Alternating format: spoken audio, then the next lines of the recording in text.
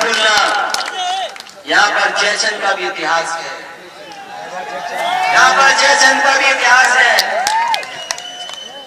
इसलिए इतिहास को सही तरीके से जानना भी जरूरी है, इतिहास को सही तरीके से जानना भी जरूरी है।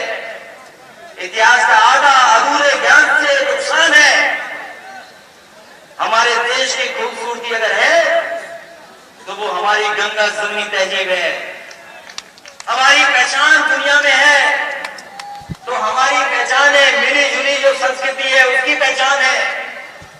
और अब जब ये प्रधानमंत्री अमेरिका गए थे तो अमेरिका के राष्ट्रपति और अमेरिका की वाइस प्रेसिडेंट उन्होंने याद दिलाया कि राष्ट्रपिता महात्मा गांधी उन्होंने किस तरीके से न केवल भारत को बल्कि दुनिया को संदेश दिया था, शांति का और नॉन वायलेंस का। बताओ हमारे देश से संदेश क्या हो दुनिया में संदेश क्या हो? जो गांधी का रास्ता है उसको बीजेपी बदलना चाहती है, बीजेपी के लोग दूसरे रास्ते में ले जाना चाहते हैं। इसलिए हमारी आपकी जिम्मेदारी है समाजवादी साथियों, जिम्मेदारी बड़ी है, लेकिन हमें भरोसा है कि कन्नौज और आसपास के क्षेत्र में इस बार भारतीय जनता पार्टी का सुपड़ा साफ हो जाएगा। इस बार याद रखना, लड़ाई हम भी लड़ रहे हैं, आपको अपने बूथ पे लड़ना पड़ेगा। अगर बूथ में लड़ाई नहीं लड़ी तो कामयाब नहीं होंगे। बहुत साजिशों होंगी, बहुत षड्यंत्र होंगे, तरह तरह की बातें होंगी, लेकिन याद रखना ये चुनाव हमारे आपके भविष्य का है, हमारा आपका भविष्य इसी चुनाव से जुड़ा है।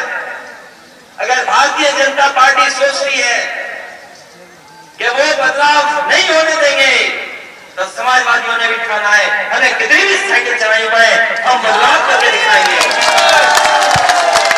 और बताओ बदलाव क्यों नहीं हो रहा? प्रतापगढ़ में तो बदलाव होना शुरू हो गया। प्रतापगढ़ की तो खबर सुनी होगी आपने,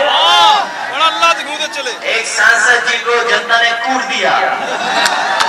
पूरे सांसद जी प्रतापगढ़ भैया थोड़ा पीछे रहे कि भैया बहुत ज्यादा तो नहीं ना, हम तो इतना टूटे नहीं, जनता में क्या करेंगे, कूट दिए गए, क्या करें, कूट दिए गए। कई विधायक सांसद गांव में नहीं घुस पा रहे। सुना है गोरखपुर में भी कुटाई हुई किसी की। और इस सरकार में जो अन्याय हो रहा है कोई कल्पना नहीं कर सकता। आज की अखबार में पढ़ा होगा आपने, एक व्यापारी मनीष गुप्ता जो अपने दोस्तों के साथ, अपने व्यापारी साथियों के साथ वहां पर गए थे, गोरखपुर में एक होटल में थे, सो रहे थे। पुलिस गई और बताओ मारा, उसको इतना मारा कि उसकी जान चली गई। कोई कल्पना कर सकता है जिसने अपने घर पे फोन किया हो और कहा कि 10 मिनट बाद मैं फोन दोबारा करूंगा, लेकिन पुलिस के लोगों ने इतना मारा कि 10 मिनट के बाद वो फोन नहीं कर पाए, उसकी जान चली गई। किसी ने जान ली तो उन पुलिस के लोगों ने जान ली, और वो भी गोरखपुर में जहां मुख्यमंत्री का क्षेत्र है वहां पे जान चली गई व्यापारी। कौन जिम्मेदार है उसके लिए? कौन जिम्मेदार है उसके लिए? सरकार जिम्मेदार है। और सरकार इसलिए जिम्मेदार है कि इस सरकार ने न जाने कितने निर्दोष लोगों की जान ली है। आज देश में सबसे ज्यादा फेक इनकाउंटर पे किसी को नोटिस मिली है तो सबसे ज्यादा फेक इनकाउंटर में नोटिस अगर मिली है तो भारतीय जनता पार्टी की सरकार को मिली है। अगर हाईकोर्ट और सुप्रीम कोर्ट ने कभी किसी की प्रदेश की सरकार को कहा कि जंगल राज है तो भारतीय जनता पार्टी की सरकार के काम काज को देख करके कई बार हाईकोर्ट और सुप्रीम कोर्ट ने कहा कि यहाँ पर जंगल राज है। यहाँ भी कस्टोडियल डेथ हुई है, यहीं पर तिलवा में एक लोधी समाज के लोधी समाज का एक नौजवान था, उसको उठा लिया पुलिस ने और इतना मारा कि उसकी जान चली गई। हमें याद है उस समय मैंने कहा था कि उस परिवार को 2 लाख रुपए से मदद करेंगे, और मैं कहता हूं कि आने वाले समय में हम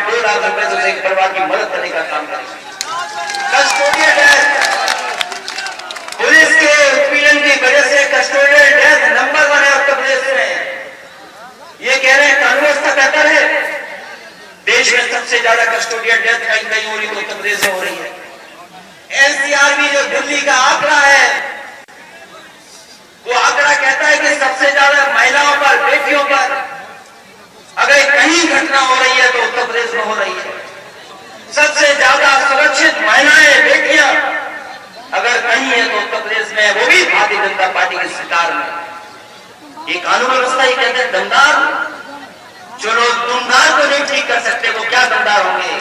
और जो ईमानदारी का दावा कर रहे हैं उनसे पूछो कि गंगा मैया के नाम पर जो पैसा लिया था तुमने, जो सड़क के गड्ढों को भरने के नाम पर पैसा लिया, जो गऊ सारा चलाने के नाम पर पैसा लिया, वो बताओ हजारों करोड़ रुपया कहां चला गया, कोई बताते हैं।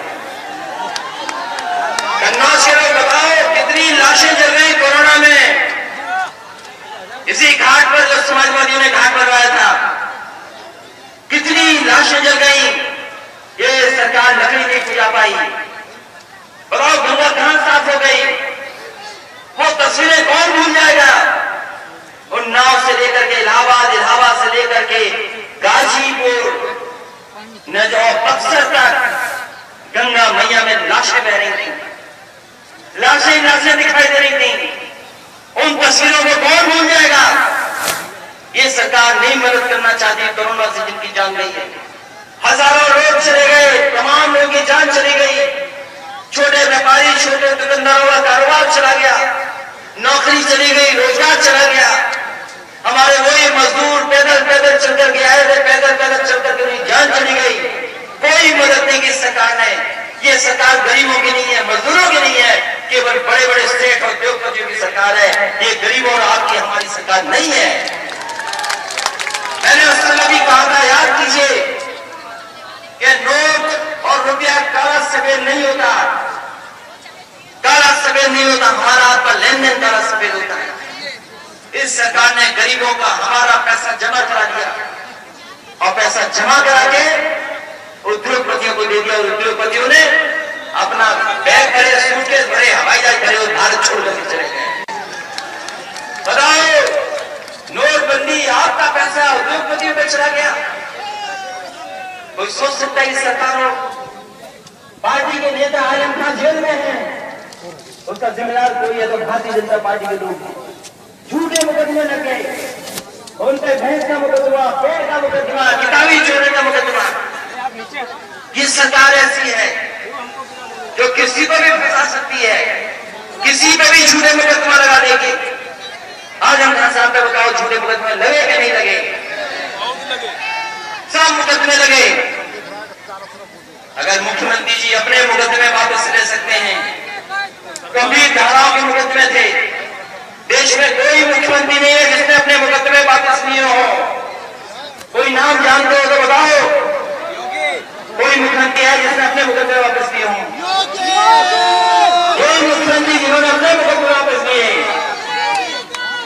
हमारे नौजवान साथियों, याद रखना, ये झूठे मुकदमे लग रहे हैं। कभी मोटरसाइकिल पकड़ ले रहे हैं, वसूली कर ले रही है पुलिस, कभी किसी का पर्चा काट दे रहे हैं, टैक्स काट दे रहे हैं, झूठे मुकदमे लग रहे हैं। इन मुकदमों का मुख्यमंत्री अपना मुकदमा ले सकते हैं तो समाजवादी लोग झूठे मुकदमों को भी वापस लेने का काम करेंगे। ऐसे साथियों, आज कहना चाहते हैं आपसे, ये देश का चुनाव होने जा रहा है आने वाले समय में। हालांकि हम कप्तान सिंह जी को याद कर रहे हैं, उनसे ज्यादा कड़क और स्पष्टवादी नेता हमने नहीं देखा। जो कहते थे वो मुंह पे कह देते थे, ऐसा नहीं। और आने वाले समय में जो चुनाव होने जा रहा है, ये देश के भविष्य का चुनाव है। ये देश के भविष्य का चुनाव है। और सोच लो, सरकारें नहीं बनी तो भविष्य क्या होगा। ये हमारी सभा में सवेरे दिख रहे हैं, 3 बज रहा है इनका, इनके केवल 3 बचा है, 7 भी छीन लिए गए इनके। ये सवेरे जाते हैं, इनके दिन है, खेत नहीं है, घर नहीं है, कुछ नहीं है। किसी सरकार ने इनका ध्यान नहीं रखा। समाजवादी सरकार बनेगी तो सवेरों के लिए अलग गांव बसाएगी, इनको बीज भी बचे, इनका और कारोबार